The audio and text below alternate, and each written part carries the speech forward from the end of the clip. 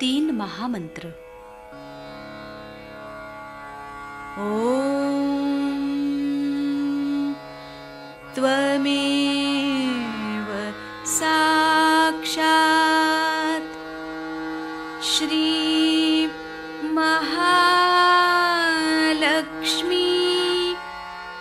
महासरस्वती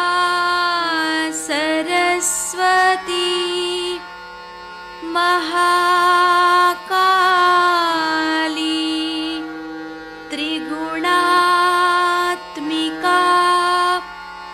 कुंडलिनी साक्षात्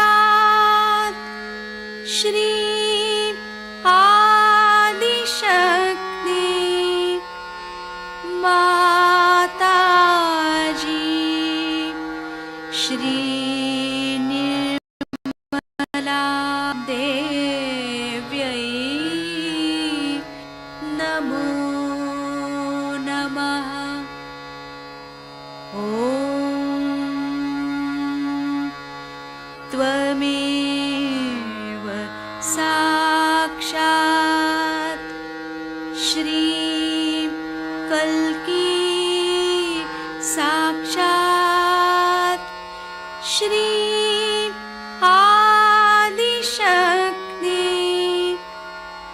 माताजी श्री निर्मला देव्यै नमो नमः। ॐ त्वमेव साक्षात् श्री कल्की साक्षात् श्री सहस्रार स्वामिनी मोक्षप्रदायिनी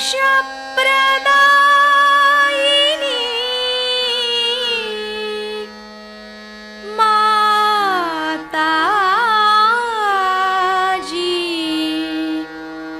श्री निर्मला देव्यै नमो नमः। श्री गणेश मंत्र। ओम त्वमेव साक्षात् श्री गणेश साक्षात् श्री आदिशक्ति माताजी श्री निर्मला देव्यै नमो नमः। जय श्री माता जी। दोनों हाथ माँ के सामने, अपने हृदय में श्री माता जी को नमन करेंगे। परम पूजनीय श्री माता जी, कृपा करके हम सभी के ध्यान में आइए, विचारों में आप आइए। अपने बीचों बीच हृदय में श्री माता जी को देखेंगे। श्री माता जी, हम सबको क्षमा कर दीजिए, हम सभी अज्ञानी हैं। दोनों हाथों पे, अपने विचारों में, अपनी आँखों में श्री माता जी की छवि को रखते हुए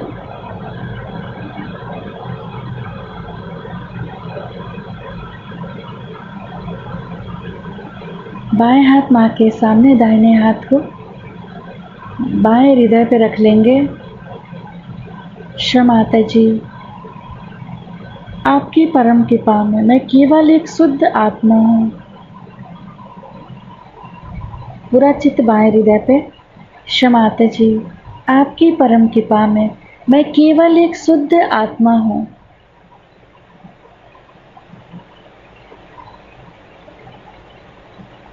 श्री माता जी, कृपा करके हमारी इस आत्मा को प्रकाशित कीजिए।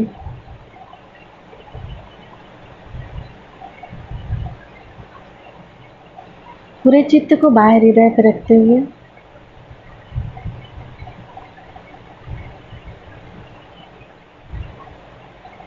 शो माता जी,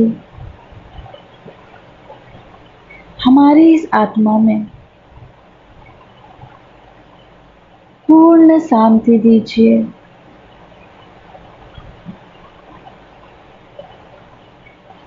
श्री आत्मा परमात्मा मंत्र ओम त्वमेव साक्षात् श्री आत्मा परमात्मा साक्षात् श्री आदि शक्ति माता जी श्री निर्मला देव्यै नमो नमः। दोनों हाथ मां के सामने,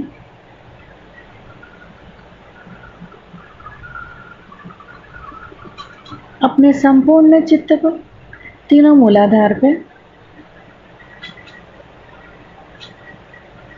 तीनों मूलाधार को देखेंगे केवल।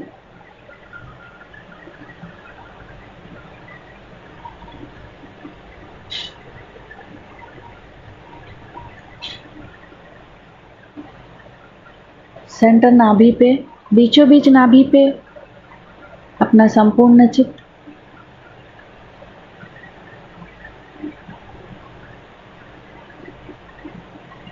श्री माता जी, हमें पूर्ण रूप से संतुष्ट कर दीजिए।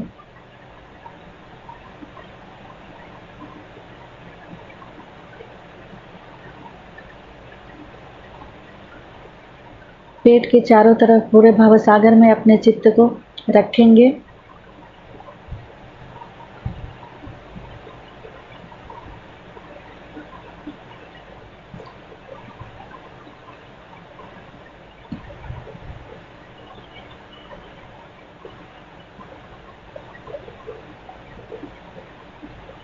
अपने संपूर्ण चित्त को दाएं हृदय पे। श्री माता जी, हमारे इस हृदय में श्री सीताराम जी की समस्त शक्तियों को जागृत कीजिए।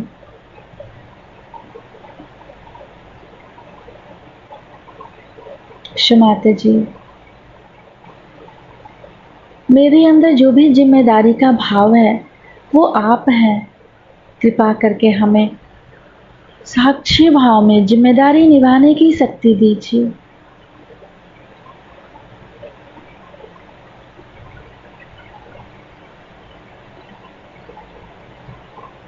सेंटर विशुद्धि,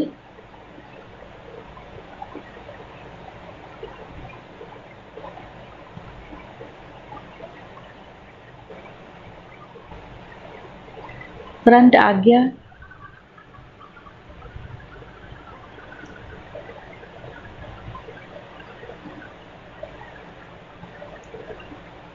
सिर के तालू भाग पर चित्त को रखते हुए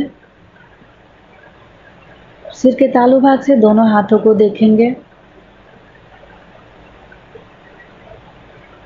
श्री माता जी, कृपा करके हमें पूर्ण निर्विचारिता दीजिए।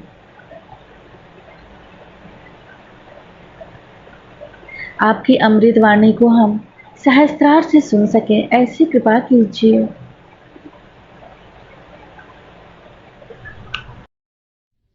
15 दिन से बड़ी मेहनत की है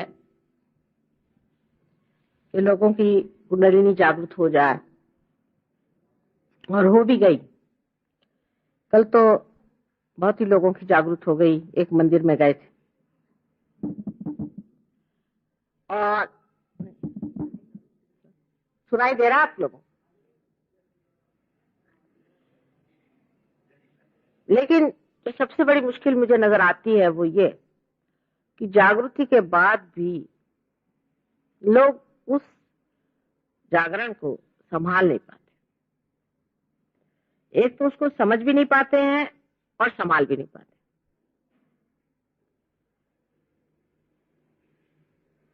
उसकी वजह यह है कि हर चीज को वो अपने बुद्धि पर लाना चाहते। जब कुंडलिनी का जागरण हो जाता है और जब वो ब्रह्मरंध्र को छेदती है तो आपके हाथ से ठंडी ठंडी हवा जैसे आने लग जाती। जब मैं घर बैठी हूँ तो आपकी तरफ आएगी, जब मैं नहीं हूं तो आपसे ऐसे निकलती हुई नजर आएगी।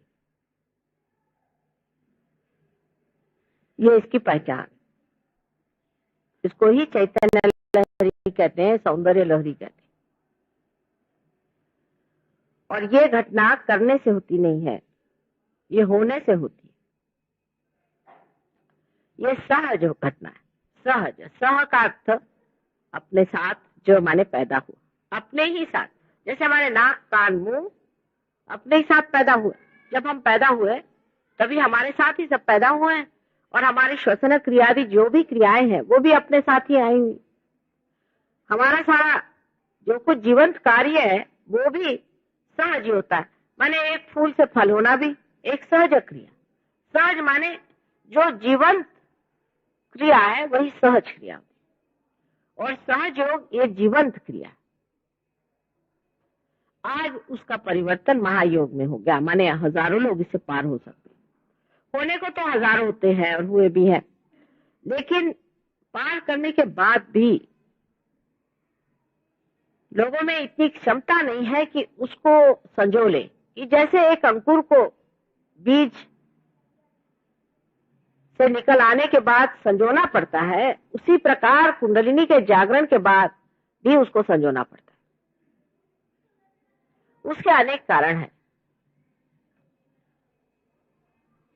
कुंडलिनी का जागरण करना तो बहुत आसान चीज है, उसके लिए जो इसका अधिकारी, सबके बुते का बिल्कुल भी नहीं, बहुत ही कठिन बात है।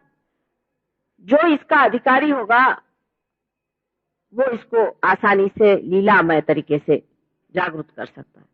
और अगर कहता है कि बहुत मुश्किल है तो इसका मतलब है वो उनको अधिकार नहीं है, वो बेकार में कोशिश कर रहे हैं, उनको करना ही नहीं चाहिए। समझ लीजिए ये आपका मंदिर है और इसके अधिकारी कोई साहब है, तो उनके लिए इसके अंदर प्रवेश करना बिल्कुल ही आसान चीज है, क्योंकि उनका अपना ही, उनकी मिल्कियत है। बस ताला खोला और अंदर चले आए, कुंजी भी उनके पास में। लेकिन अगर कोई और इंसान जिसका इस पे कोई भी अधिकार नहीं है वो अंदर आना चाहे तो उसके लिए असंभव की बात होती है। और वो कोशिश करेगा तो ये तोड़ेगा, वो फोड़ेगा, इधर आएगा, उधर आएगा, और सब काम जो होगा अनधिकार होगा। और अनधिकार चेष्टा से कुंडलिनी कभी भी जागृत नहीं होने, कभी भी जागृत नहीं। कारण जैसे मैंने पहले भी बताया है कि हमारे कुंडलिनी का जो रक्षक है, आप लोगों के अंदर जो कुंडलिनी शक्ति, उसका रक्षक जो है वो श्री गणेश। और श्री गणेश जो है वो कुंडलिनी के घर से बाहर जमा हुआ है, हर समय जागरूक है आपके अंदर।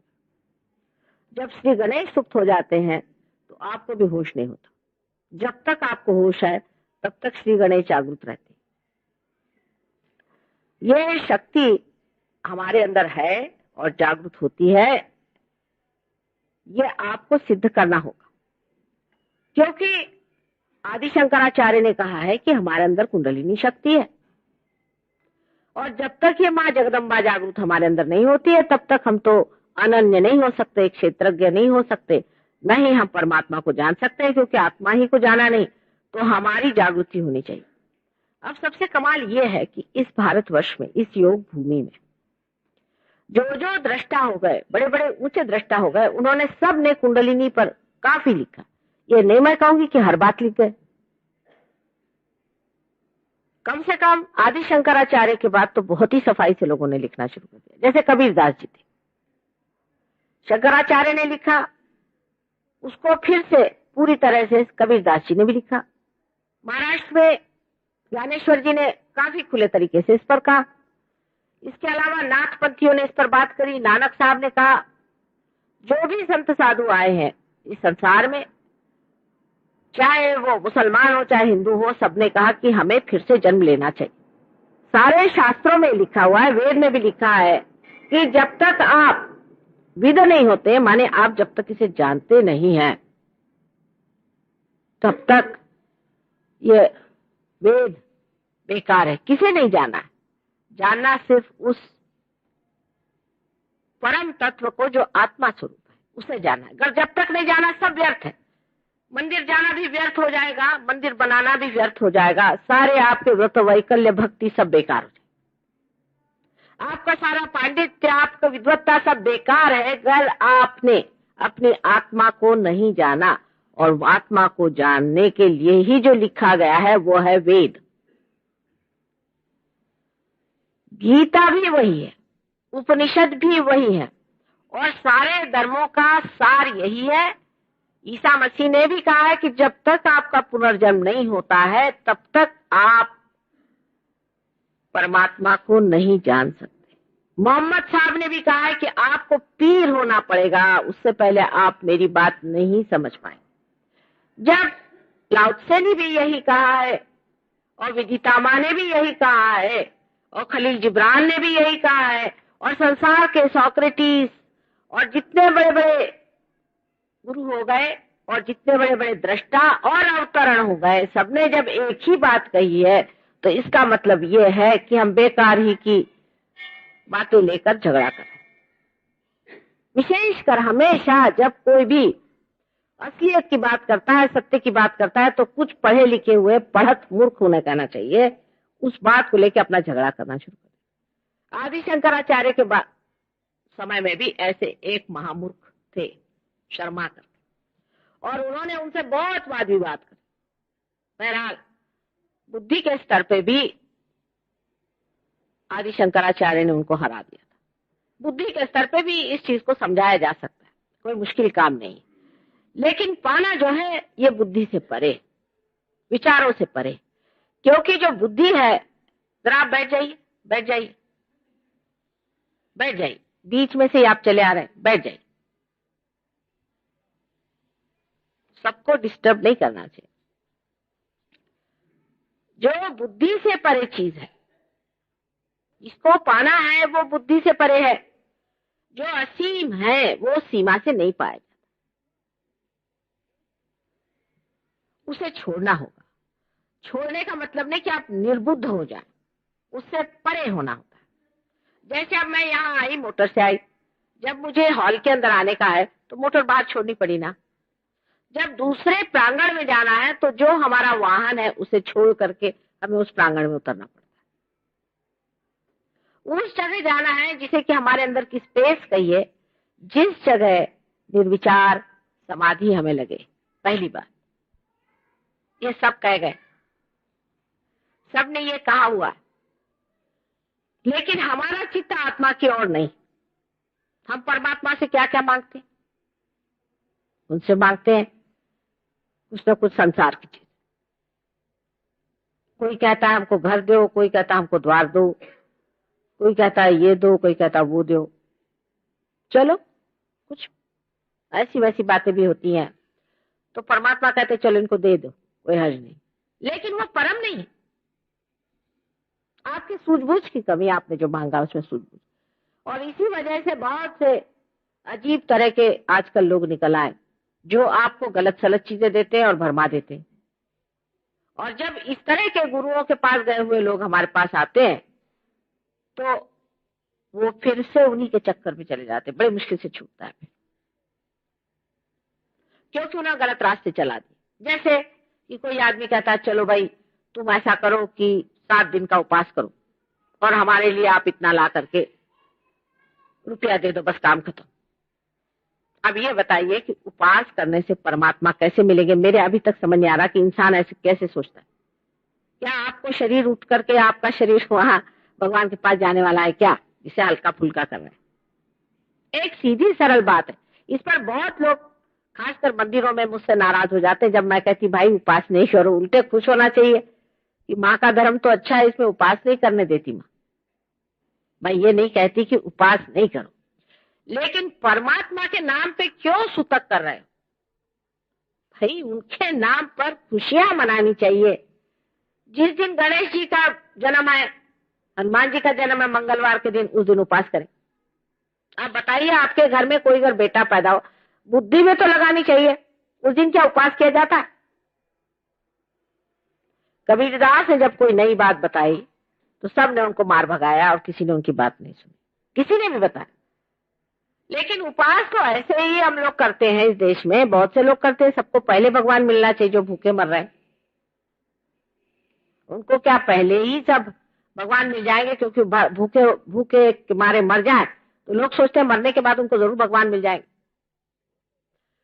दूसरे तरह के लोग होते हैं जो कुछ न कुछ चमत्कार दिखाते, उनके चक्कर में भी आप लोग बहुत रहते। जैसे गए कोई तांत्रिक के यहाँ पहुंच, उसने कहा भाई देखो तुम्हारे बाप का ऐसा है, तुम्हारे माँ का ऐसा है, तुम्हारा हम पिंड छुड़ा देंगे, फलाना कर देंगे, ऐसा कर देंगे, वैसा कर देंगे, दुनिया भर की फालतू की बातें। और इसमें जो लोग उलझ जाते हैं वो भी परमात्मा को नहीं पा सकते, क्योंकि आपका चित्त ही बेकार चीजों में है। बच्चों के लिए परेशान होना बिल्कुल नैसर्गिक, उसमें कोई ऐसी गलत बात नहीं कि आप अपने बच्चों के लिए परेशान हैं। परमात्मा भी अपने बच्चों के लिए परेशान रहते हैं। वो भी चाहते कि मेरे बच्चों को मेरे साम्राज्य में आ जाए, उनको सारी मैं शक्ति दे दूं, क्योंकि वो तो प्रेम के सागर हैं। उनके जैसे दाता पिता कहाँ मिलेंगे आप। लेकिन उनको ये जरूर उलझन लगी रहती है कि ये बच्चे मेरे मांग क्या रहे हैं बेकार की चीजें, असल क्यों नहीं मांग रहे हैं। असल मांगे, मूल मांगे, बाकी सब फालतू की चीजें मांगते फिरे। कृष्ण ने कहा था कि योगक्षेम वहाम्यम, जब योग होगा तभी क्षेम दूंगा, उससे पहले क्षेम नहीं माना है। उसके पहले जो क्षेम होता है वो नुकसानदेह होता है। जैसे कि आप देख लीजिए किसी आदमी को जो कि समझ लीजिए हर महीने 100 रुपया कमा रहा है, और उसको आप एकदम से 1000 रुपया दे दीजिए, बिल्कुल शर्तिया वो अपनी जिंदगी खराब कर लेगा और बर्बाद कर लेगा। वो शराब पिएगा, नहीं तो कोई ना कोई गलत रास्ते पे चलेगा, कोई ना कोई गलत काम कर देगा। मनुष्य झेल नहीं सकता, क्योंकि उसके अंदर लक्ष्मी तत्व जागरूक नहीं हुआ है, वो झेल ही नहीं सकता। जरा सा पैसा होगा तो घमंड तो आ ही जाएगा आदमी में, वो घमंड में चूर हो जाएगा, अपने को दुनिया से बहुत बड़ा समझेगा। वही बात सत्ता की भी है। अगर किसी के अंदर शक्ति आ गई, सत्ता आ गई, तो अच्छे भले आदमी खराब हो जाते। आज अच्छा रास्ता चल रहा है, कल वही आदमी गलत रास्ते चलने लग जाते। इसलिए कृष्ण ने कहा है कि योग के बाद क्षेम होगा। परमात्मा तब आपको देखेंगे जब उनके साम्राज्य में आएंगे, जब आप उनके नगर के बासी होंगे। जब तक आप उनके नगर के बासी नहीं हैं, तब तक परमात्मा आपका क्षेम नहीं देगा। पर आपकी चिपक तो गलत लोगों से है। माने कोई अगर आदमी एक हीरा निकाल दे तो बस हो गया, वो आपके महागुरु हो गए। अरे भाई, कोई परमात्मा आपको हीरे चांदी देने वाला है क्या? और इस तरह की गलत चीजों के पीछे आदमी दौड़ते हैं। आप, हमारे लंदन में एक साहब थे, वो कल मैं तो उन्हीं को मानता हूं। मैंने कहा क्यों भाई? कल मैं गरीब आदमी हूं और मैं चाहता हूं कि मुझे एक हीरा मिल जाए। मैंने कहा तुमको तो वो कभी नहीं देंगे, देंगे सब अमीरों को। अगर ऐसे देने वाले थे तो हमारे ही देश का दुख दारिद्र दूर कर देते। वो तो एक देते हैं और 10 निकालते। ये तो भानामती का पिटारा है अपने यहाँ, जिसको मालूम है। हमारी उम्र के जो लोग हैं उनको मालूम है भानामती का पिटारा क्या होता है। ये सब भानामती का पिटारा है, उसका सब खेल है। इस विद्या में जाना ही नहीं, न इस चीज की पहचान करना है। ऐसी चीज आई हुई, जिस हाथ से आई उसी हाथ से चली जाएगी। लेकिन ऐसा कहते ही साथ लोग बुरा मान जाते। तो इसलिए भी सहयोग टूट जाता है, क्योंकि पार होने के बाद आदमी उसके बारे में सोचने लग जाता है। आपके हाथ में अगर चैतन्य की लहरियां आई हैं तो किस सोच विचार से आई हैं? कोई भी सोच विचार से नहीं आई। ये तो आपके अंदर घटना हो गई। माने सोच विचार करने से क्या आप किसी बीज के अंदर अंकुर पैदा कर सकते हैं? या सोच विचार करने से आप किसी फूल को फल बना सकते हैं? वो तो अपने आप ही घटित होता है, जिसे स्पॉन्टेनियस कहते हैं, जो कि जीवंत क्रिया है। और आज जो अमीबा से आप इंसान बन के बैठे हैं, 10 अवतार हुए संसार में, और इन अवतारों ने जो आपको इस जगह लाके पहुंचाया कि आज आप इंसान हो गए, तो अगर इससे भी आपको अति मानव होना है या ऊंचा मानव होना है, तो वो भी चीज स्पॉन्टेनियस ही होनी चाहिए, वो भी घटना घटित होनी चाहिए। क्या उसके लिए आपको कोई मेहनत करनी पड़ेगी? लेकिन अंकुरित होने के बाद जरूर संजोना पड़ता है इंसान की दशा में, उसको संजोना पड़ता है और समझना पड़ता है। उसके प्रति श्रद्धा और पूरी जानकारी होनी चाहिए। अगर जानकारी नहीं हो तो बेकार है।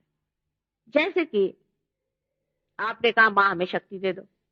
अच्छा भाई, आपको हमने जागरूक कर दिया, आपके अंदर से शक्ति बहनी शुरू हुई। अब आपको पता ही नहीं कि चीज क्या है, हमारे अंदर से बह रहा है माँ। अगर आपको पता ही नहीं तो आप इसका उपयोग क्या करेंगे?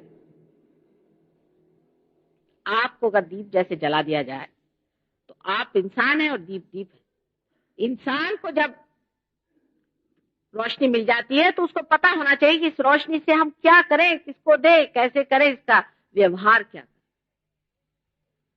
पहले जमाने में एक आध दो ही फूल खिलते थे, उसके बाद दो ही चार फूल खिलते रहे। पर यह जमाना आ गया है, इसी घोर कलयुग में, इसी घोर भयंकर दशा में ही मनुष्य को ये पाना है, और अनेकों को पाना है, लाखों को पाना है, हजारों को पाना है, जिसको बाइबल में लास्ट जजमेंट कह रहे हैं वो चीज आ गई। नाम फर्क फर्क, इसका वर्णन नल दमयंती पुराण में है, लेकिन हम लोग पुराण उराण पढ़ते नहीं। इसका वर्णन विलियम ब्लेक नाम के एक कवि, जो कि लंदन में हो गए, 100 साल पुराने, उन्होंने लिखा हुआ बहुत साफ साफ, यहाँ तक कि जहाँ आश्रम होगा वो जगह का नाम, जहां हम रहेंगे उसका नाम, सहयोग की पूर्ण व्याख्या। और सबसे कमाल उन्होंने ये लिख दिया कि इस जमाने में लंदन जो है वो क्षेत्र हो जाएगा। मैं आजकल लंदन में रहती हूँ, और इतना ही नहीं कि क्षेत्र होगा, लेकिन यहाँ पर जो कार्य होगा उससे जो लोग पार होंगे, जो प्रॉफिट्स होंगे, जो प्रेषित होंगे, जो पीर हो जाएंगे, उनमें यह शक्ति होगी कि वो दूसरों को कर सके। ये पहले नहीं थी शक्ति। पहले बड़ी मेहनत करते थे लोग, शक्तिपात, बेकार की बातें लोग करते हैं, हम शक्तिपात करते हैं, शक्तिपात करते हैं। मैंने तो देखा नहीं कोई करते हुए शक्तिपात वगैरह। कल शक्तिपात में क्या होता है, कल हमें क्रिया होने लग गई। क्रिया माने क्या, कल हम तो बस कूदने लगे। माँ मैं कहा कैसे कूदते हो, कल मेंढक जैसे। मैंने कहा भले मानुस, तुम क्या अब मेंढक होने वाले हो? ये कौन से शास्त्र में लिखा है कि आप मेंढक जैसे कूदने लग जाओगे? दूसरी बात, उसके बारे में, बैठ जा बेटे, बैठ जा बैठ जा बैठ जा, सबको डिस्टर्ब नहीं कर, बैठ जा। नहीं अभी रखो, अभी इसी वक्त सब लोग बैठे सुन रहे हैं, आप आराम से बैठो। और उससे आगे ये समझना चाहिए कि क्या होना है हमारा, क्या होगा, क्या मिलना चाहिए। हमें क्या मिला है अभी तक? हमारी चेतना जो है उसकी उत्क्रांति हुई, जिसे अंग्रेजी में अवेयरनेस कहते हैं। हमारी चेतना जो है उसकी उत्क्रांति हुई। मनुष्य की चेतना जानवर से बहुत ज्यादा। अब जो नई चेतना चेतित होगी, जो नई चेतना हमारे अंदर जागृत होगी, यह नहीं कि भाषण मात्र हो कि भाई तुम्हारा ये होना चाहिए, तुम्हारा वो होना, नहीं, ये होना पड़ेगा। जब अपने अंदर होगा तब अपने आप अंदर से धर्म भी जागृत हो जाएगा। फिर बताना नहीं पड़ेगा मुझे झूठ नहीं बोलो, वो अपने आप से छूट जाएगा। मुझे बताना नहीं पड़ेगा कि आप सिगरेट मत पीजिए, आप अपने आप छोड़ दीजिएगा। मुझे बताना नहीं पड़ेगा कि आप शराब मत पियो, अपने आप छूट जाएगा, क्योंकि आप समर्थ हो जाएंगे। समर्थ माने सम अर्थ हो जाएंगे। जो आप हैं, आप आत्मा स्वरूप हैं। जब आप आत्मा हो जाते हैं तो आपकी सारी बातें बदल जाती, परिवर्तन शुरू हो जाता है। आप में परिवर्तन होना चाहिए, तभी मानना चाहिए कि हमारे अंदर कोई घटना घटित हुई है। और बेकार की बाह्य की बातें कि तुम्हारे बाप का क्या हो रहा है, घोड़े का नंबर क्या है, इस तरह से परमात्मा को इतना नीचा इंसान ने गिरा लिया है, और इतने नीचे तरीके से परमात्मा को समझ रहा है कि वो कभी भी परमात्मा तक पहुंच नहीं सकता। उसकी चेतना चेतित होनी चाहिए। आपकी चेतना चेतित हो जाएगी, इसमें मुझे कोई शक नहीं, क्योंकि आप इस महान योग भूमि में पैदा हुए। भारतवर्ष में पार कराना बहुत ही आसान चीज है, ये मैं समझ गई।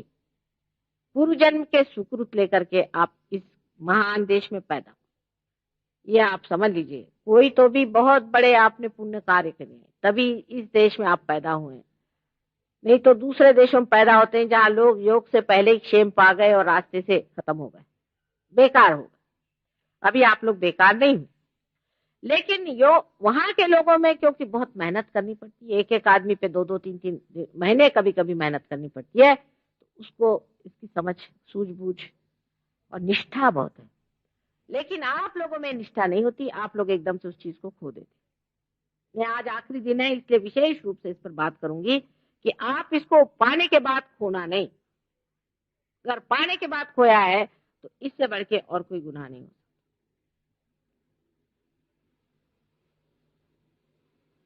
ये बहुत सूक्ष्म तत्व है जिसे आपको पाना चाहिए।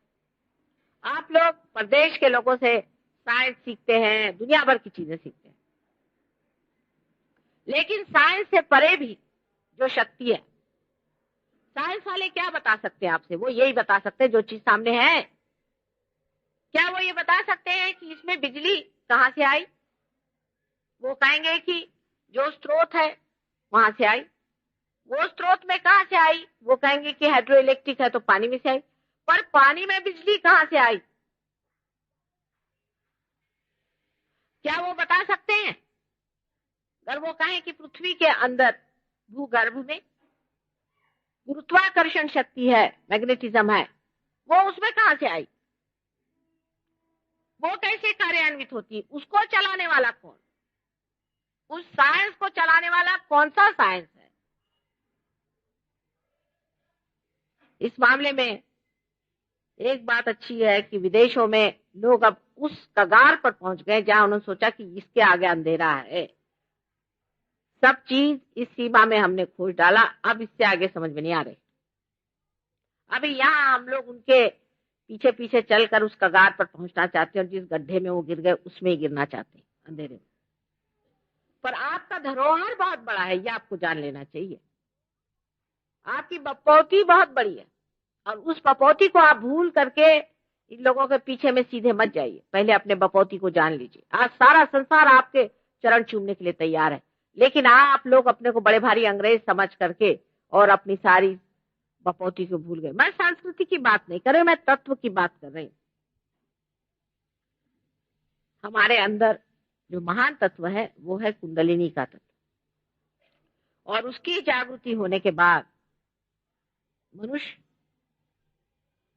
आत्मा को प्राप्त करता है और आत्मा का प्रादुर्भाव हमारे अंदर से ब्रह्म शक्ति के रूप से वहन करता है। यह ब्रह्म की शक्ति, जिस ब्रह्म की शक्ति के द्वारा सारे संसार का कारभार चलता है, संसार की धारणा हुई, वही ये ब्रह्म शक्ति। इस ब्रह्म शक्ति को हमें पाना है।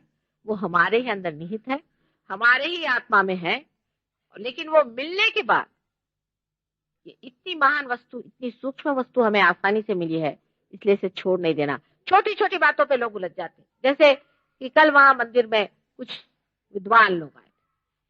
कभी कभी इन लोगों से बात करने पे मुझे कबीर दास की बात समझ में आती है कि पढ़ी पढ़ी पंडित मूर्ख भय। मैं पहले सोचती थी कि पढ़ पढ़ के कैसे मूर्ख बन जाएंगे पंडित लोग, बगैर पढ़े ठीक रहते इसका मतलब। लेकिन अगर पंडित भी कोई हो और वो पढ़ने लगे तो मूर्ख हो जाते। उसकी वजह यह है कि किताब लिखने को किसको क्या जाता है, जो उठा जिसके पास जरा पैसा किताब छाप दी। शास्त्रों को भी बिगाड़ने में किसका क्या जाता है, जिसको अपने लिए इस्तेमाल करना है वो शास्त्र को बिगाड़ सकता है। हमारे शास्त्रों को इस तरह से लोगों ने बिगाड़ा है कि अश्वमेध यज्ञ को भी इन्होंने तांत्रिक बना दिया, शिव शक्ति को भी इन्होंने तांत्रिक बना दिया। मैंने हद हो गई इन लोगों के अपमान की भी, क्या इनको कोई भय नहीं भगवान का। सब चीज को उन्होंने इस तरह से लाके गिरा दिया।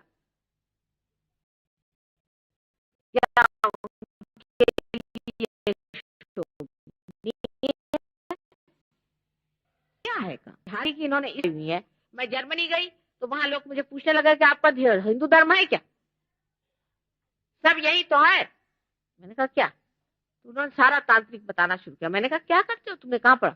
कल हमने हजारों किताबें हिंदू धर्म पढ़ी, उसमें सब यही लिखा हो। अरे मैंने कहा तुमने तो धर्म फिर जाना ही नहीं, हिंदू धर्म क्या है। हम लोग तो जानते भी नहीं कि सब चीजें है क्या, ना हम कुछ पढ़ते, हमारे दिमाग में भी नहीं आता। इन लोगों की दृष्टि गंदी है तो दृष्टि चीज गंदी चीज पे पड़ती। हम लोग नेपाल गए थे, कभी हमने कोई गंदी चीज वहां देखी नहीं पूरी समय। मेरी लड़कियां भी थी, पति भी थे, सब कुछ थे, कभी कोई दिखाई नहीं दिया कोई गंदा काम यहाँ पे है, कुछ है दिखाई नहीं दिया हम। उसके बाद दूसरे बार गए तो हमारे एक शिष्य थे वहां स्विट्जरलैंड के, तो उन्होंने कहा माँ यहाँ तो भरा पड़ा है। मैंने कहा कहाँ भाई, मुझे तो कुछ दिखाई नहीं दिया। तो देखा क्या कि जापान के बहुत से लोग आए हुए थे, बड़े बड़े जूम लेंस लगा करके। मैंने कहा ये क्या देख रहे हैं? चले वो ऐसी जो गंदी गंदी चित्र लगे हुए हैं उनको वो फोटो ले रहे हैं। मैंने कहा अच्छा, उसलिए वहां से जूम लेंस लेकर के यहाँ पहुंचे। इनकी दृष्टि ही गंदी है। मैंने कहा ये लोग तो बिल्कुल जो है बाथरूम इनकी संस्कृति है, इनको कोई तमीज ही नहीं है। इनकी दृष्टि इतनी गंदी कि यही देखने के लिए आए यहाँ पर और उनको कुछ देखने को नहीं, यही फोटो खींच रहे।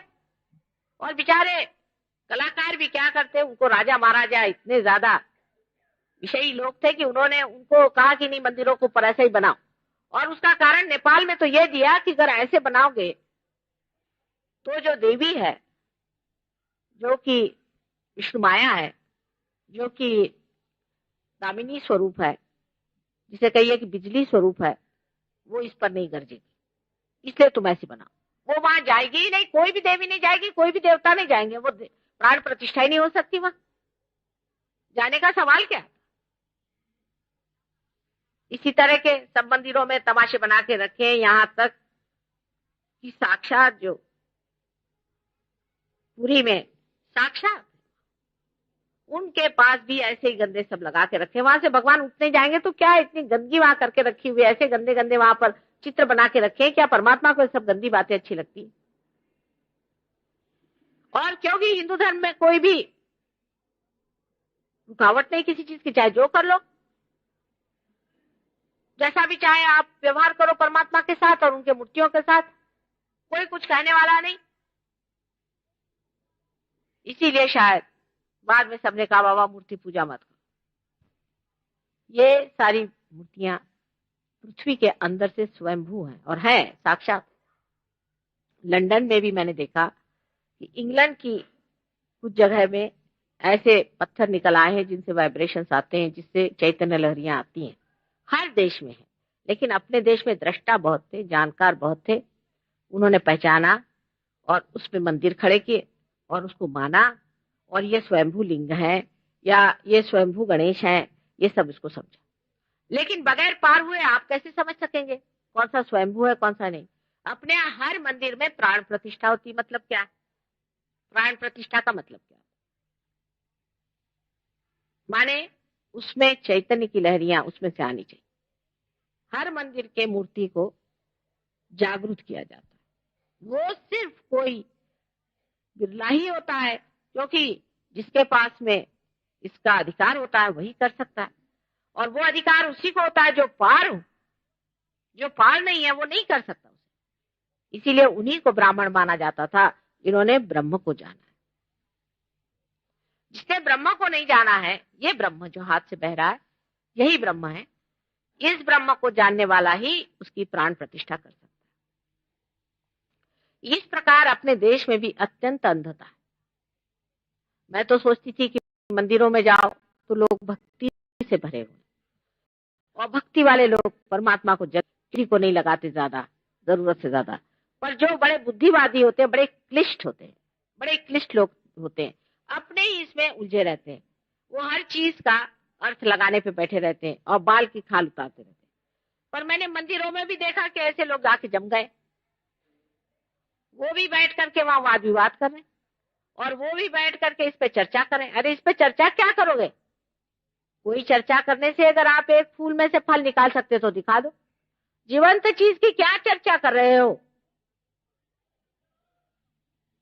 ये अगर किसी से पूछा जाए तो उनका अहंकार जागृत होगा। वाह मैंने गीता पढ़ी है, मैंने फलाना पढ़ा है, फलाना पढ़ा है। पढ़ने से क्या होगा? अगर पढ़ने से आप एक बीज में से अंकुर निकाल दें, पढ़ने से सिर्फ एक ही जानना है कि आपको पार होना है। ये घटना घटित होनी चाहिए, पढ़ने से यही जानना चाहिए। इस मामले में आपसे परदेसी लोग अच्छे, वो समझ गए कि हमको तो बगैर पार हुए कोई मार्ग नहीं, बाकी सब व्यर्थ है। वो सब गुरुओं के पास जाते, इधर जाते, टक्करे खाते हैं, ढूंढते हैं, और असलियत नहीं मिली तो छोड़ देते हैं। सावित्री तुम उधर बैठ जाओ तो अच्छा, पीछे के लोग नहीं देख सकते, कोने में बैठो। Give a chair there, they can't see me. बीच में ही कुर्सी रख देते हो तुम लोग भी। हाँ, तो मानव जाति को, परम को अगर पाना है तो उसको सोचना चाहिए कि परम ही को पाइए, और परम को पाने के लिए आप बिल्कुल तैयार हैं, इसमें कोई शक नहीं, और आप पाइएगा भी जल्दी से, मैं जानती हूँ, मैंने कहा था। लेकिन अगर आपको मैं 1000 पाउंड दे दूं और आपको पता नहीं पाउंड क्या चीज है, तो आप उसे उठा फेंक दीजिएगा। और ये जो बहुमूल्य चीज भी मैं आपको दूंगी उसकी भी आप परवाह नहीं करने वाले, क्योंकि एक तो आसानी से मिली, जैसे हमारी आजादी आसानी से मिली है, तो उसकी जो आपने हालत खराब करी है, वैसे आपको आसानी से ये भी मिल जाती है आजादी। ये भी बड़ी भारी आजादी है, आत्मा की आजादी आपको मिल गई। सबसे बड़ी आजादी तो यही है, क्योंकि यही मोक्ष है। सब चीजों से छुटकारा हो जाता है, अहंकार मन बुद्धि आदि सबसे छुटकारा होकर आप आत्मा स्वरूप हो जाते हैं। पर ये जो बीच का काल है, इसमें जमना पड़ता है और इसको आदमी चूक जाता है। इसके लिए नितांत श्रद्धा की जरूरत है कि हमारे अंदर का ठंडक हवा आई है, तो ये तो आ नहीं सकती। यानी कुंडलिनी का जागरण भी आप देख सकते हैं, उसका स्पंदन देख सकते हैं, उसका चढ़ना भी देख सकते हैं, वो तो सब होता ही है।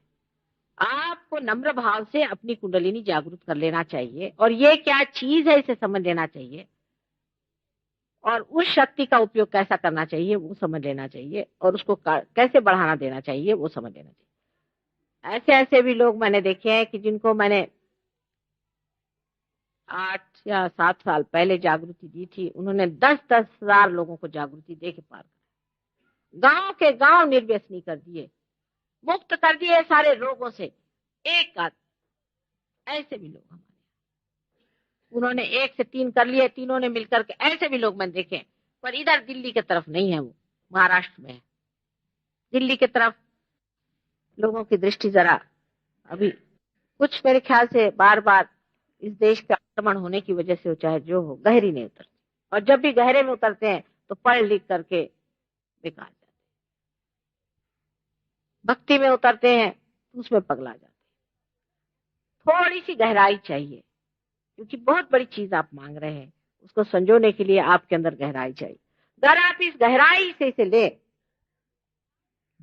तो थोड़ी देर में आपका जो पूर्व पुण्य का सुकृत है उसे आप छूटते हैं, पर उसमें समय लगता है। पहले आप जागरूक हो जाते हैं, समझ लीजिए कि ये माँ की कृपा। अब आप भी अपने ऊपर कृपा कीजिए, मैं कहती हूँ थोड़ी अपने ऊपर कृपा करके अपनी बुद्धि और अपना पागलपन एक तरफ रख के इसमें गहराई में उतरिए। आप वाकई में पुण्यवान हैं, नहीं तो आप इस देश में पैदा ही नहीं होते। पहली चीज, आप चाहे कुछ भी कर रहे हैं, ये जान लीजिए अगर आप भारतीय हैं तो बहुत पुण्यवान है और समझदार है। समझदारी में आपका कोई सानी नहीं, पर सब समझदारी अगर आप इसको अति समझदारी कहते हैं उस तरह से लगाएं तो आप अपने ही पीछे हाथ धोकर लग जाइए। एक बात जान लेना चाहिए कि माँ को कुछ देने का नहीं है, माँ कुछ लेने आई ही नहीं है, देने आई। पहला हिसाब ये, यहाँ कोई दुकान नहीं और इससे हमें कुछ पाने का नहीं, आप ही का लाभ करने का। उस लाभ के बारे में भी बता देंगे, क्योंकि ऐसा होता है कि अगर कैस्ट्रॉल देना है तो ऊपर से चॉकलेट लगाना पड़ता है, नहीं तो बच्चे लेते नहीं। कुंडलिनी के जागरण से पहली तो बात ये होगी कि आपकी तंदुरुस्ती अच्छी हो जाती है। बहुत से लोगों का कैंसर कुंडलिनी के जागरण से हो गया। कैंसर इसी से होगा और किसी से होने नहीं वाला। बाकी सब आप ये जरूर है कि गला निकाल डालिए, नाक निकाल डालिए, कान निकाल डालिए और कहिए कि कैंसर ठीक हो रहा है, तो दूसरी बात। लेकिन कैंसर सिर्फ सहयोग से ठीक होने वाला, कुंडलिनी के जागरण से होगा। क्योंकि सुषुम्ना नाड़ी जब आकुंचित हो जाती है, अगर मैं तुम्हें बताने लगूं कि इसकी हिस्ट्री क्या है और ये कैसी आए और क्या बिजली आई, आपके सर दर्द हो जाएगा, खासकर आप अगर भक्ति मार्ग में। पर आप अगर सर तोड़ने के लिए तैयार हो तो वो भी मैं कर सकती हूँ। आपको अगर अपनी बुद्धि की चर्चा करनी है तो वो भी हो जाए, वो भी मैं सब जानती हूँ, लेकिन उससे आप परमात्मा नहीं पाएंगे। मुझे पूछना यह है कि आपने बहुत पढ़ लिया और बहुत वाद विवाद कर लिया, अब पाना है या नहीं पाना? हो गया बहुत, आपकी अकल चल पड़ी, जहां तक चली समझ गए। अब अपना स्वार्थ सोचो, माने स्व का अर्थ सोचो, इसके पीछे जाना है या नहीं, पहले इसको तय कर ले। सारे जो बड़े बड़े विद्वान और पंडित है, नहीं तो उनके भी उतार सकते हैं हम पीपर पर के, लेकिन इन लोगों के लिए मुझे टाइम नहीं। जिनको चाहिए वो नम्रता पूर्वक और व्रत के साथ अपनी शक्ति को प्राप्त करें।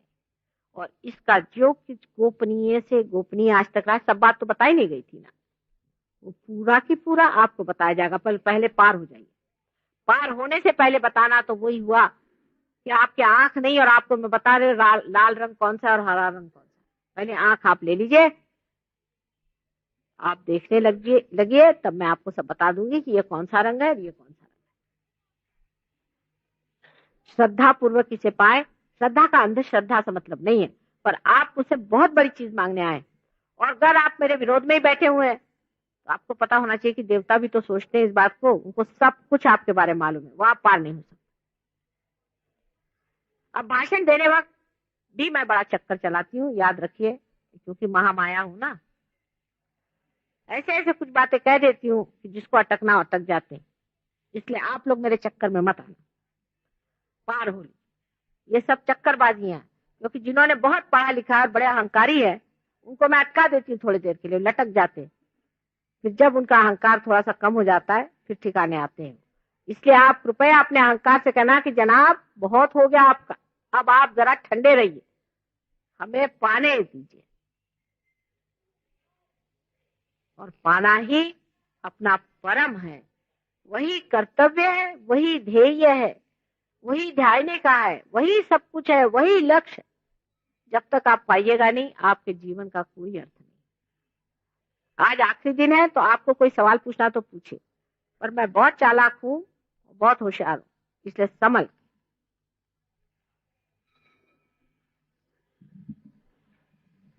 पूछ लीजिए, 5 मिनट और। हाँ पूछे पूछे बेटा, खड़े हो, खड़े। क्या है, क्या भेंट ले आए तुम? क्या ले आए भेंट? बेटा मैं पान तो खाती नहीं। अच्छा इलायची ले लेते हैं। इन लोगों ने मुझे बदनाम कर दिया। एक आई थी हमें मालूम इंटरव्यू करने, तो उसने कहा कि माँ बहुत पान खा रही थी। तो हमने कहा भाई इस जन्म में तो नहीं खाते, हाँ खाते थे, लेकिन तुमने पता नहीं मेरा कौन सा जन्म देखा। उन्होंने लिख दिया कि माँ पान बहुत खा रहे थे, और हम तो कभी पान छूते नहीं, इस जन्म में नहीं छुआ, हाँ पिछले जन्म में, उससे पिछले में खाते थे। तो मैंने कहा भाई तुमने कौन सा जन्म देखा जो छाप दिया तुमने कि माँ पान खा रही थी? तो खाते तो है नहीं हम पान बिल्कुल भी। ये चक्करबाजी है, इससे संभल के रहना। बेटा क्या सवाल पूछ? क्या बेटा? ना ना ना ना ना ना ना, ये सब कुछ सिर्फ शराब नहीं पी सकते आप बाद में। अभी मैं कुछ नहीं कहूंगी, पर मैं अभी कहूंगी तो आधे लोग भाग जाएंगे। कुछ नहीं, आप लोग पहले पार हो लो, फिर सब बात कहूंगी। घर में तुमसे अभी कहूं कि शराब नहीं पीने का तो आधे लोग भाग जाएंगे, सिगरेट नहीं पीने का तो शायद पूरे लोग भाग जाए, औरतों से कहे कि उपास नहीं करने का तो सबकी सब उठ के चली जाएंगी। इसलिए मैं नहीं कुछ कहने वाली, मैं बहुत समझ गई हूं।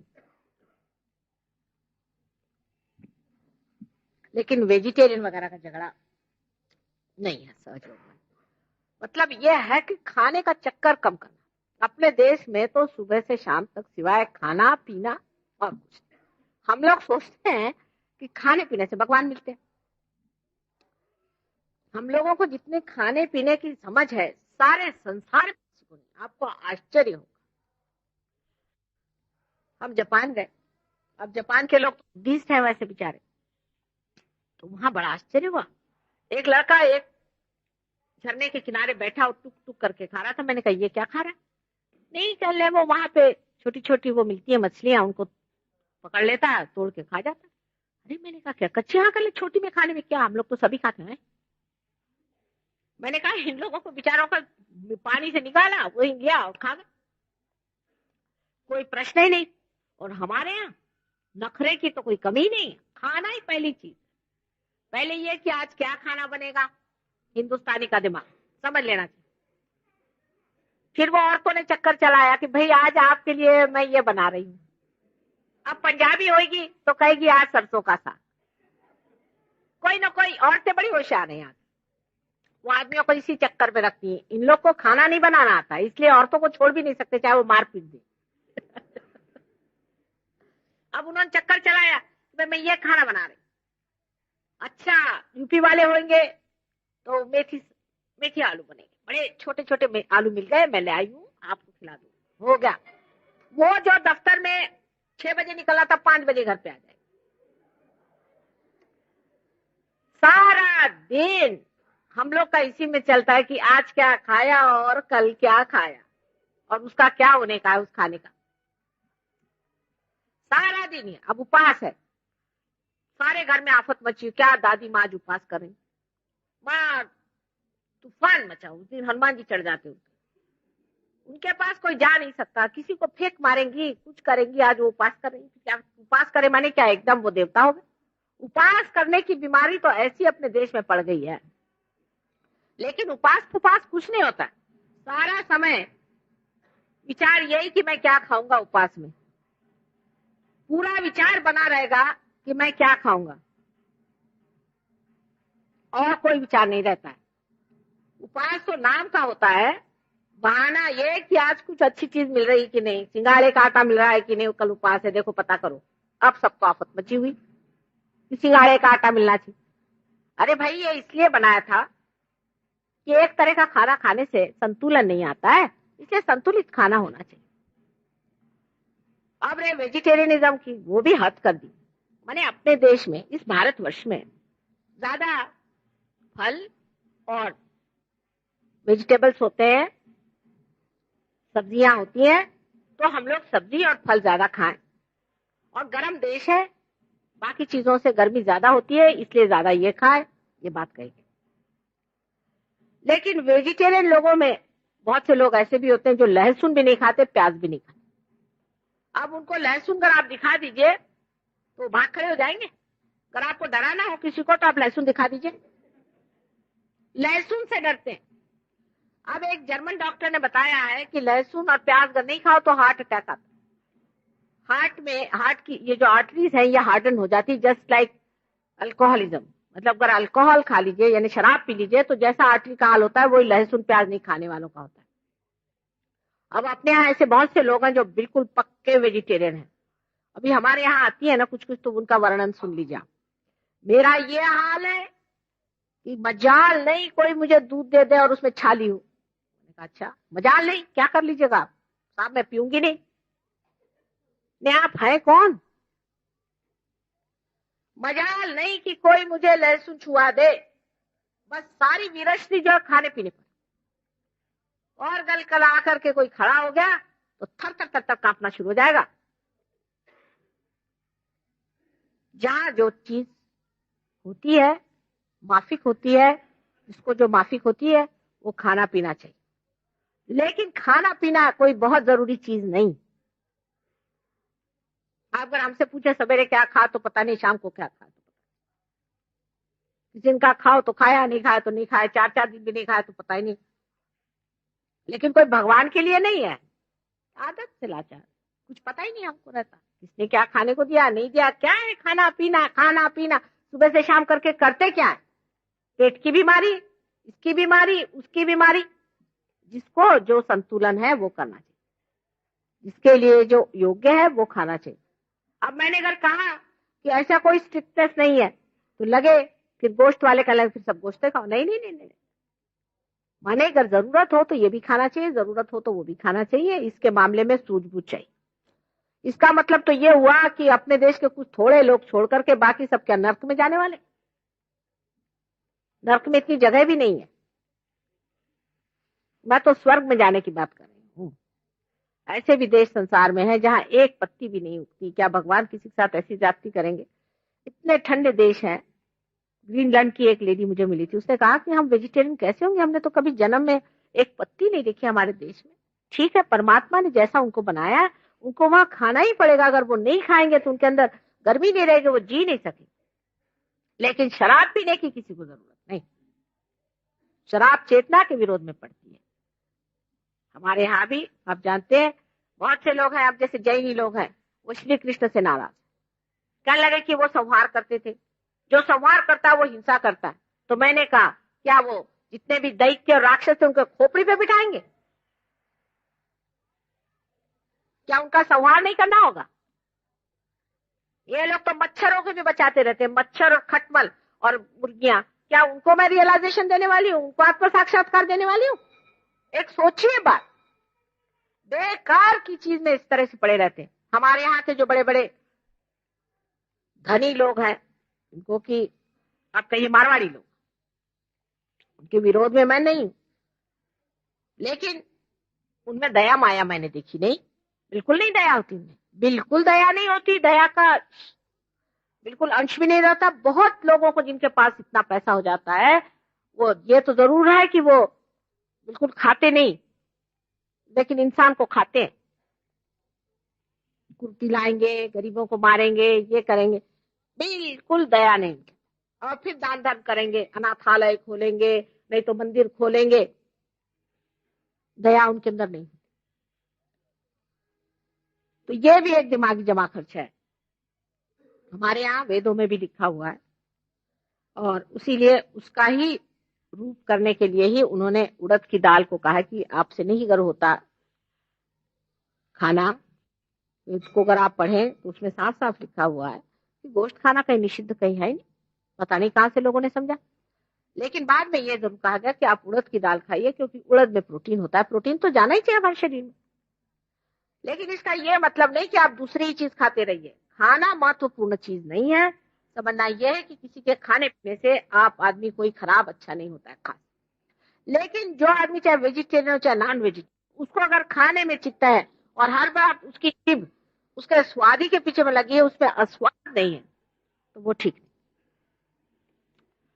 अपना जो चित्त है उसको बचा लेना चाहिए। जैसे कि मैं कहानी एक बताती हूँ और आपसे फिर से बताऊंगी, राजा जनक की। कि राजा जनक से नारद ने पूछा कि तुम्हें विदेही क्यों कहते हैं, तुम तो राजा हो और सब खाते पीते हो, मतलब शराब तो पीते नहीं थे वो, लेकिन उनके यहाँ नृत्य वगैरह सब होता था और प्रोसेशन में भी जाते हो, सब कुछ करते हो, और जैसे राजा रहते हैं वैसे अलंकार आदि सब पहनते हो, तो तुम्हें विदेही लोग क्यों कहते हैं। तो उन्होंने कहा अच्छा मैं शाम को तुमको बताऊंगा, दिन में तो तुम मेरे साथ रहना। एक कटोरा उनको पकड़वा दिया और उसमें दूध भर दिया, कल इस दूध में से एक बूंद भी नहीं छलकना चाहिए, उसको आप देखते रहिए। उसके बाद पूरे दिन भर वो उनके साथ घूमते रहे, परेशान, वो कटोरा ले लेके। जब वो पहुंचे तो उन्होंने कहा बताइए साहब, अब तो शाम बीत गई, मैं तो तंग आ गया, मुझे बताइए।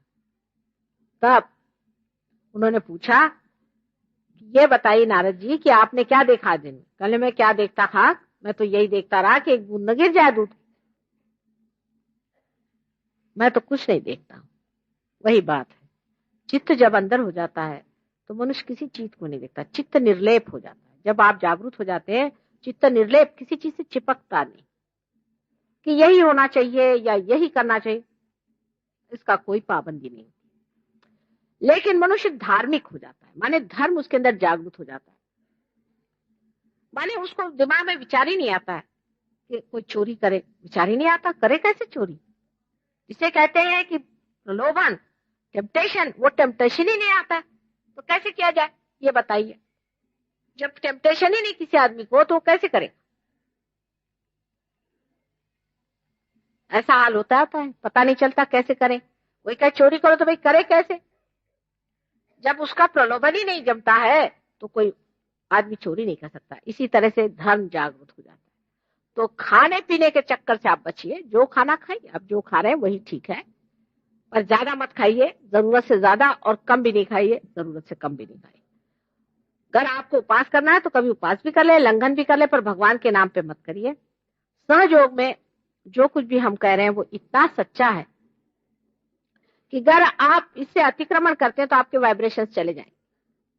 हमने कोई भी बात आपसे झूठ नहीं कही, कोई भी बात गलत नहीं करी। इसलिए आप अगर समझे कि ये बात उचित है और इस तरह से करना चाहिए, तो आप उसको करके देखिए और छोड़ के भी देखिए। जैसे हमने किसी से कहा नहीं कि आप शराब मत पीजिए, अभी तक तो कहा नहीं है, लेकिन इसके बाद लोग पीते ही नहीं, मजा आने लगता है, अपना भूल ही जाते शराब पीना। एक साहब ऐसे डॉक्टर साहब थे लंदन में, उनकी ऐसी शराब छूट गई, तो उसके बाद वो गए हमें जर्मनी। उन्होंने सोचा कि चलो भाई, यहाँ की एक मुझे बहुत पसंद है, वो पी ले, कोई हर्ज नहीं, माने तो कुछ मना नहीं किया था, छूट तो गया अपने आप। देखे जो वो पीने गए तो उनको ऐसी बदबू आई उसके अंदर से, कहने लगे कि जैसे कॉर्क होता है ना, बुछ होता है, वैसी बदबू आने लगी। थोड़ी सी किसी मुश्किल से कोशिश करके पिया भी दवा की तरह से, तो सब भड़क से उलट आया और हालत खराब गई। सारी रात सो नहीं पाए, पेट में दर्द का क्या गंदी बला। कहले मेरे मुंह से ऐसी बात आ रही थी जैसे मोलासिस की गंदी बात आती है ना, उस तरह। उस दिन से ये दिन हुआ उनका मेरे से नहीं होता। आपको पता होना चाहिए कि प्रदेश में हमारे हजारों शिष्य हैं, इनके सारे ड्रग्स शराब सब एकदम छूट। मैंने किसी से कुछ नहीं कहा, मैंने कभी नहीं कहा कि तुम छोड़ो, वो अपने आप ही छूट जाता। जब तुमको अमृत मिल जाएगा तब तुम ये गंदी चीजें क्यों लोगे भाई? मेरा तो हिसाब ये है कि पहले आओ तुम अमृत ले लो, आओ तुम्हारी आंखें खोल देते हैं, फिर तुम ही कहोगे कि ये सांप है, फिर क्या आप सांप के मुंह में उंगली डालिएगा? तो खाने पीने से ये सब बातें बेकार है और इस तरफ ध्यान न दे, अपने आप ही आप इसका संतुलन जान लें। जैसे कि डॉक्टरों का है कि आप चीनी मत खाइए, चाहे कोई भी आदमी होगा चीनी मत खाओ, गलत बात है। कुछ कुछ लोगों को तो चीनी खाना बहुत जरूरी होता है। जो लोग बहुत ज्यादा सोचते हैं उनको चीनी खाना जरूरी है क्योंकि उनका लिवर खराब जाता है और लिवर चीनी से ही चलता है। और कुछ कुछ लोगों को बिल्कुल चीनी खाना ठीक नहीं। जब ये कैसा इसका संतुलन है, इसका बड़ा शास्त्र है, वो सब सीख लेना चाहिए। उसी तरह मंत्र का भी शास्त्र है, उसे भी सीख लेना चाहिए। ये सब चीजों का शास्त्र बहुत आसानी से आप सीख सकते हैं, उसके लिए एक पैसा देने की जरूरत नहीं। और सबका मार्गदर्शन जो है वो आपके चैतन्य लहरिया से होगा, आप उसी से समझ सकते हैं। लेकिन सबसे आखिरी बात मैं बता दूं कि एक सामूहिक चेतना अकेले अकेले घर में करने से ये छूट जाएगी। अगर आप अपने घर में मेरा फोटो ले जाएं और करें और फिर अगले साल में आऊंगी तो आप जानिएगा कि आपके वाइब्रेशन छूट गए। हमारे यहाँ कुछ तो सेंटर्स बने हैं, कुछ नहीं बने हुए। जो हमारा मुख्य सेंटर यहाँ बना हुआ है उसके बारे में इस किताब में लिखा हुआ है, उसका पता लिखा हुआ है, आप पता कर लीजिए। और मिश्रा जी बाहर बैठे हैं, उनसे पूछ लीजिए क्या करने का है और इस पे ध्यान लगाएं। सहयोग जो है एक नया आयाम, उसमें जब आप आ जाते हैं उसको सीखना पड़ेगा, आगे बढ़ना पड़ेगा और अपना जीवन भी सुचारू बनाइए और सारे मानव जाति का उद्धार इसी से होने वाला है। आपकी राजकीय सामाजिक सब बातें इसी से ठीक होने वाली हैं, क्योंकि जब तक इंसान में परिवर्तन नहीं आता कोई काम ठीक नहीं होगा। उसको समर्थ बनाना पड़ेगा सारे संसार में। इतना ही नहीं, आज आप देखते किस तरह से गले मिला करके ये प्रदेश के ये 9 देश के लोग आए हैं, अपने हिंदुस्तानियों से किस तरह से हंस रहे थे, खेल रहे थे, सारा देश मानो एक हो गया। ये ऐसा नहीं है कि कुछ ग्रुप यहाँ आया और अजीब से कपड़े पहन के रास्ते में डांस करता जा रहा था। ये बात आदान प्रदान, प्रेम, समझ, एक ही भाषा वो बोलते हैं, वाइब्रेशन। आप तो साहब घड़ी देख रहे हैं, घड़ी मत देखिए आज के दिन। आप क्या सिनेमा में भी घड़ी देखते हैं? घड़ी मत देखिए, नहीं तो पार नहीं होने वाले आप। अगर आपने घड़ी देखी तो पार नहीं।